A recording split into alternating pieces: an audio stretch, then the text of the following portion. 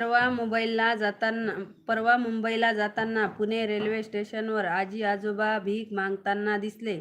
त्यांची कहाणी ऐकून अक्षरशः डोळ्यातून पाणी भरलं. ताईसाहेब हो का दादा? बरं बरं, छान छान, कमेंट छान केली तुम्ही दादा. बोला, या सर्वांनी खाली या शिसीवरच्यांनी बोलत राहा, कमेंट लाईक करत चला.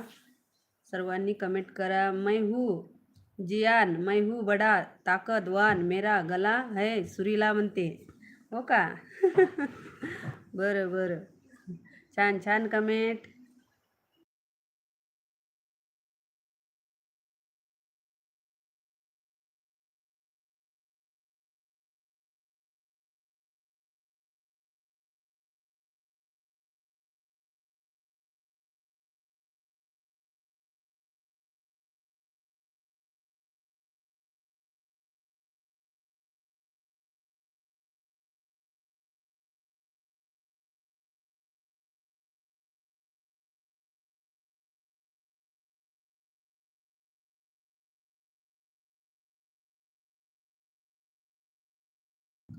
या पटापट सर्वजण खाली. ते अधिकारी होते, त्यांची मिसेस मुख्याध्यापिका होत्या. त्यांच्या मुलाने सुनामी त्यांना घराच्या बाहेर हाकलून लावले.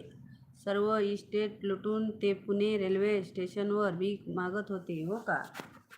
बरं बरं, हसत आहे पूजा ताई, सूरजदादा सुद्धा. बोला, या सर्वांनी कमेंट लाईक घेत खाली या बाप्पा पटापट. त्यांना तिथेच पुण्यामध्ये वृद्धाश्रममध्ये भरती केले व तिथेच सांगून आलोय, जोपर्यंत हे आजी आजोबा असेपर्यंत त्यांचा सर्व खर्च मी उचलतोय आणि तसं ॲग्रीमेंट पण करून आलो हो का दादा? छान छान. अनाथ आश्रमामध्ये त्यांना सोडून नेऊन दिलंय तुम्ही. छान दादा, छान काम केलंय. धन्यवाद धन्यवाद. या सर्वांनी खाली या शिसीवरच्यांनी बोला, बोलत राहा. छान असं लाईक आणि कमेंट घेत या सर्वजण खाली. वरती बसून राहू नका. जय भीम, जय शिवराय सर्वांना. बोला पूजाताई, काय चाललं आणि बाकी? हसत आहे बाप्पा पूजाताई. बोला, हाईट होत आहेत कमेंट.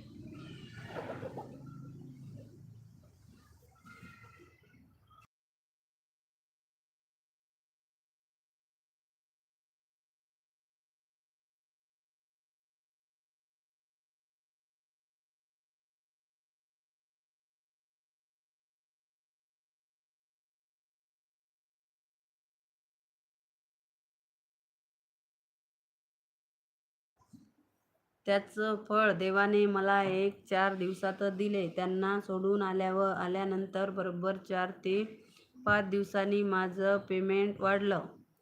32,000हून डायरेक्ट 40,000 पेमेंट गेले. आजी आजोबांचा आशीर्वाद मिळाला. ओके, छान छान. कर्म चांगलेच ठेवा, कधीही त्याचं फळ मिळणार. बरोबर आहे, छान.